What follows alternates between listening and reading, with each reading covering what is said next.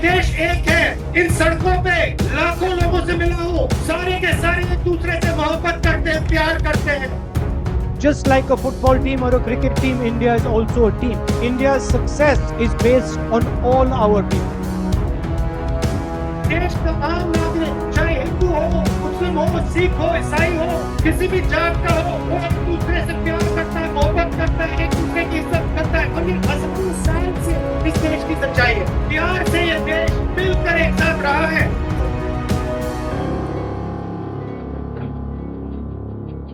The object of my love had suddenly revealed herself. My beloved Bharat Mata was not a land. It wasn't a set of ideas. It wasn't a particular culture, history, or religion. It was the voice of every single Indian, no matter how weak or strong. हमारी जिम्मेदारी जनता के साथ खड़े होने की। हमारा focus external focus होना पड़ेगा, जनता की ओर हमें देखना पड़ेगा, जनता के पास हमें जाना पड़ेगा। और जनता समझती है कि कांग्रेस पार्टी ही ये काम कर सकती है। जनता समझती है कि कांग्रेस पार्टी ही देश को आगे ले जा सकती है। Let us work together to take this country forward. Work with the spirit of bravery. नमस्कार दोस्तों, कैसे हैं आप सब। आशा करता हूं आप सभी सुखी व स्वस्थ होंगे। दोस्तों, जरा याद कीजिए 2014 में जब भारतीय जनता पार्टी लोकसभा चुनाव जीती थी, तब भारतीय जनता पार्टी ने 2 डायलॉग प्रचलित किए थे, अच्छे दिन और कांग्रेस मुक्त भारत। आप जरा मुझे बताइए, आज का दिन कैसा लग रहा है?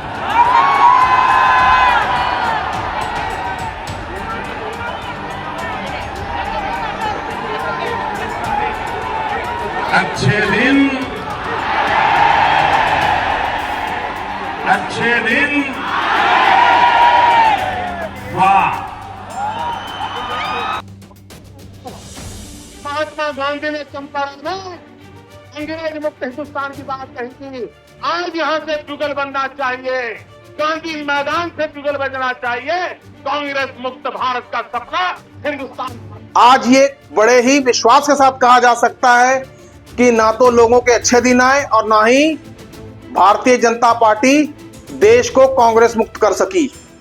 दोस्तों, आलम यह रहा कि 2024 के लोकसभा चुनाव हुए, भारतीय जनता पार्टी बहुमत से 32 सीटों के कारण दूर रह गई।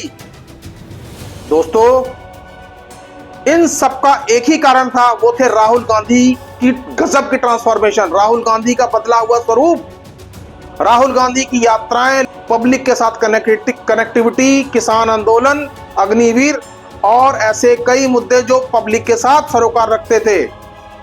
और तो और राहुल गांधी अब आजकल भारतीय जनता पार्टी के ऊपर पूरी तरह से हमलावर हैं और सबसे ज्यादा राहुल गांधी प्रधानमंत्री नरेंद्र मोदी को टारगेट करते हैं। आज Rahul Gandhi leader of opposition है। मजे की बात देखिए, जब राहुल गांधी संसद में भाषण देते हैं तो प्रधानमंत्री मोदी उठ के वहां से चले जाते हैं या तो कई बार पानी पीते रहते हैं। दोस्तों, अब हालत ये हो गई है कि राहुल गांधी 99 सीट लाने के बावजूद उनका कॉन्फिडेंस हाई और प्रधानमंत्री मोदी 240 सीटें लाकर भी ऐसे दिखाई दे रहे हैं कि जैसे पता नहीं वो क्या कुछ हार गए हैं। दोस्तों, देखिए समय का चक्र कैसे बदलता है। यही भारतीय जनता पार्टी का प्रचार तंत्र राहुल गांधी को युवराज और ना जाने कैसे कैसे नामों से नवाजती थी, कैसे कैसे नामों से उनका मजाक उड़ाया करती थी।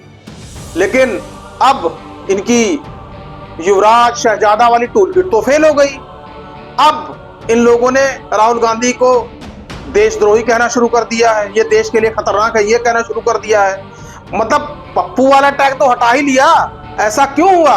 राहुल गांधी का देश के लोगों के साथ सीधा संवाद, लोगों के साथ प्रॉपर कनेक्टिविटी, कभी वो बाइक रिपेयर मैकेनिक बन जाते हैं, कभी वो मोची के साथ मिलते हैं, जूता सिलने की मशीन उनको दे देते हैं, कभी कूलियों से मिलने लग जाते हैं, तो कभी टैक्सी ड्राइवर से मिलते हैं।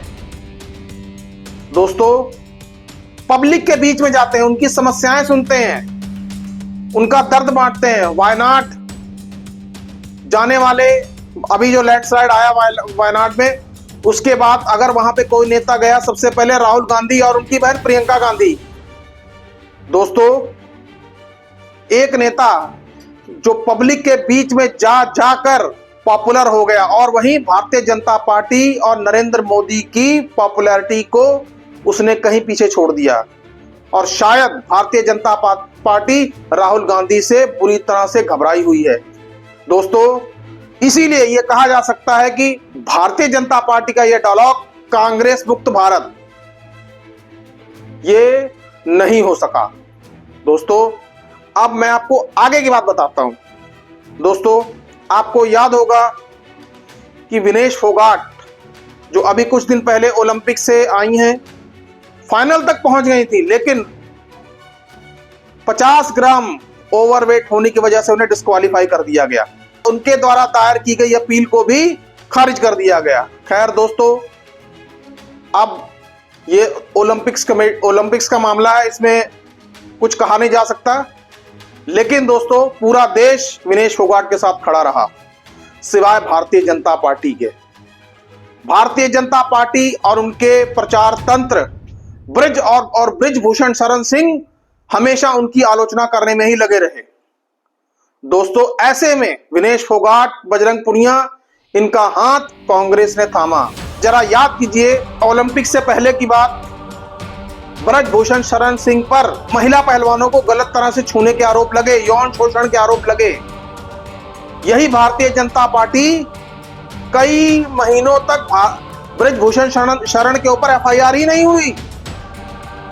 एफआईआर रजिस्टर करवाने के लिए पहलवानों को आंदोलन करना पड़ा, और आंदोलन में पहलवानों की जो हालत हुई वो किसी से छुपी नहीं है। उनको सड़क पर पकड़ कर घसीटा गया। दोस्तों, ऐसे में कांग्रेस ने इन पहलवानों का हाथ थामा। दोस्तों, विनेश फोगाट ओलंपिक्स के बाद जब भारत लौटी तो उनका गजब का स्वागत कांग्रेस पार्टी ने किया। कांग्रेस की ओर से कांग्रेस सांसद दीपेंद्र हुड्डा ने उनका जबरदस्त रूप से स्वागत किया। यही नहीं, पूरे हरियाणा में उनको हरियाणा की बेटी कहकर बुलाया गया। दोस्तों, वो है भी भारत की बेटी कहलाने के लायक।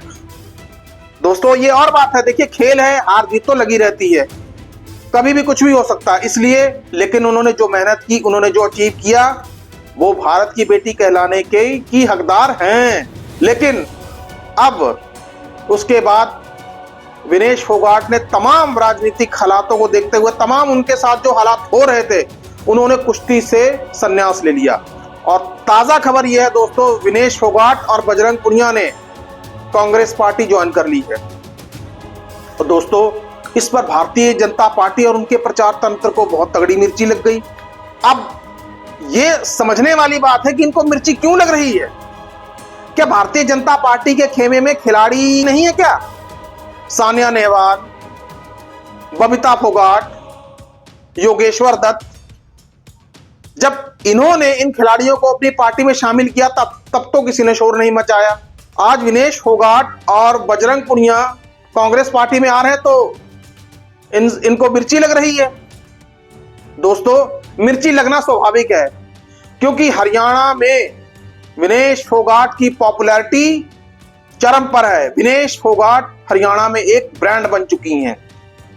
दोस्तों, कांग्रेस पार्टी ने एक ऐसा दांव खेला है कि जो भारतीय जनता पार्टी को चारों खाने चित कर देगा।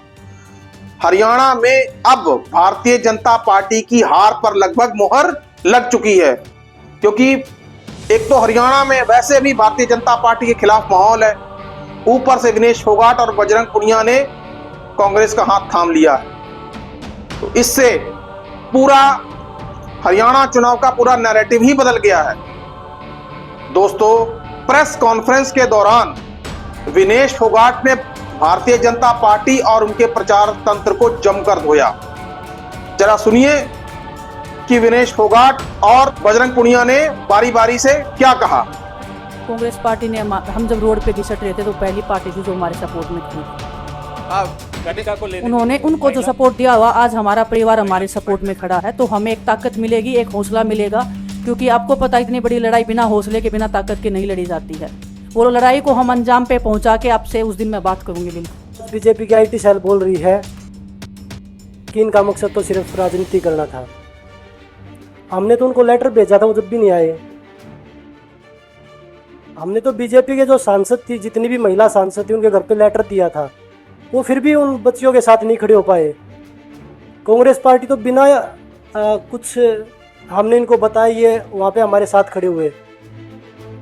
तो देश की बेटियों की जो आवाज़ उठाई उसका भुगतान हम कर रहे हैं। लेकिन ये चीज़ हमें पता लगी कि जो अत्याचार बेटियों पे हुआ जंतर मंतर पे, उसके साथ सिर्फ बीजेपी पार्टी खड़ी हुई और सभी पार्टी हमारे साथ खड़ी थी। और अब इससे एक बात तो साबित हो ही गई है कि विजनेश फोगाट और बजरंग पुनिया के कांग्रेस पार्टी में शामिल हो जाने से भारतीय जनता पार्टी की जड़ें तक हिल चुकी हैं। भारतीय जनता पार्टी के चाणक्य कहे जाने वाले उनके माथे पर भी चिंता की लकीरें उभर आई हैं। दोस्तों, भारतीय जनता पार्टी की हरियाणा यूनिट में वैसे ही फूट पड़ी हुई है और ऊपर से इन दोनों के कांग्रेस पार्टी में शामिल होने ने भारतीय जनता पार्टी की हार पर मोहर लगा दी है।